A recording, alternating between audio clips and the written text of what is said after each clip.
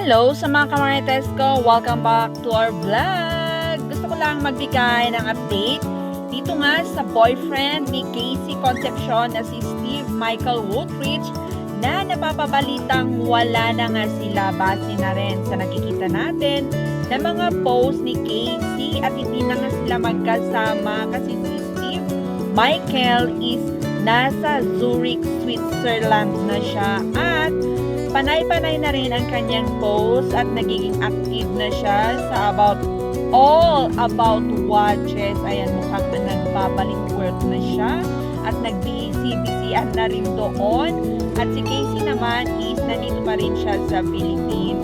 Kung pupunta si Casey sa Zurich or babalik si Steve Michael dito sa Philippines for Casey, well, dyan natin malalaman kasi nga naman lahat naman ng naging ex-boyfriend ni Casey hindi naman na siya nagbibigay ng update kung sila pa rin or wala na. At eto na nga ang latest chika natin kay Steve Michael.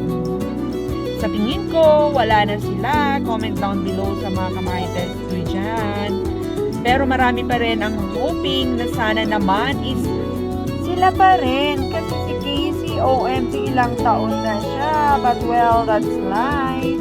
Keep on watching till the end, mga latest ganap ni Swiss Boy sa Zurich, Switzerland.